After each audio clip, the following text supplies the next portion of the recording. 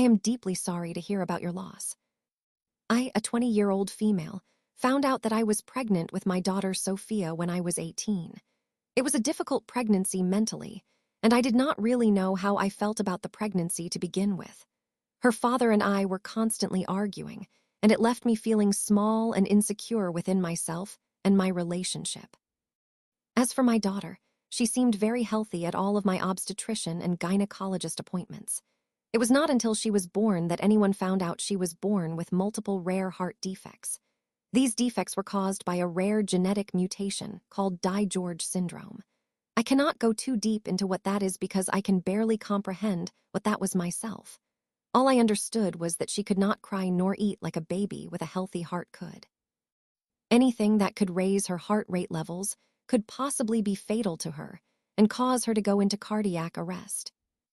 For 4 weeks, my daughter was in the hospital before her cardiology team informed my boyfriend, who is now my husband, and me that our daughter had to go upstate to Stanford for a very specific heart surgery that she needed in order to survive. I was nervous to have her taken in a separate plane to Stanford, but I complied since it seemed like it was the best thing to do for her at the time. I went up to Stanford the next day, and my grandmother came with me, so I was not up there alone.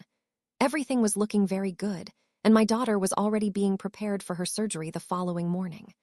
Doctors came into the room where I was holding my baby girl and explained how her surgery was going to be and all the risks involved. I signed every consent form that was given to me. I did not care. I just wanted my baby to be happy and healthy. Once her pre-physical for the surgery was complete, I kissed my daughter and informed the nurses in charge of her that my grandmother and I would be leaving to go to a nice lunch outside of the hospital. We had been in the Stanford hospital for about 3 days, and my grandmother thought it would be best for me to get out for a little while. We reached the nearby mall, which was about a 10-minute drive away, and right when we sat down to order food, I received a call from the head doctor from my daughter's medical team. She said that something had gone wrong, and I was needed back at the hospital as soon as possible because my daughter's case was now deemed an emergency. My daughter had suffered from cardiac arrest, and any efforts to help revive her were proving to be futile. By the time I finally reached my daughter's hospital room, there was a swarm of nurses and doctors talking and handing things to each other.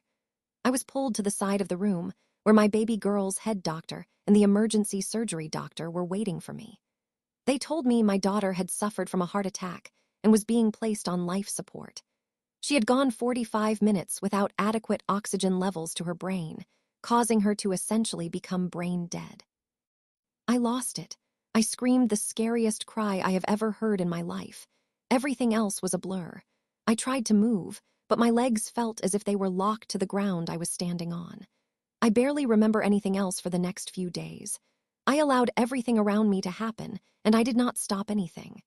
Family members came to Stanford from both sides of the family to meet her and provide support. It was not until 3 days after my baby was placed on life support that her father and I decided to take her off and let her go. It hurt, and I could not handle seeing my daughter on her deathbed alone. However, on the last night my daughter was alive, I finally gathered the courage to see her by myself after assuring family members that I needed some time with her. The nurse taking care of her that night was so sweet, and I will never forget her kindness.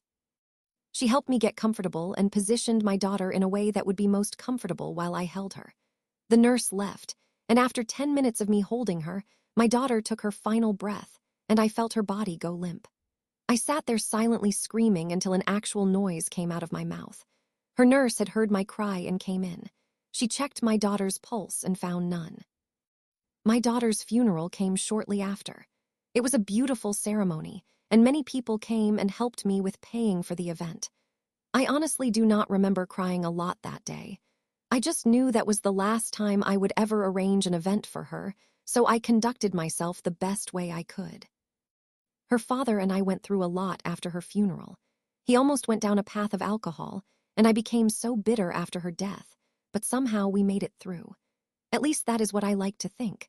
Of course, I still struggle to this day because of it all, and it honestly traumatized me enough to be hesitant about having another baby.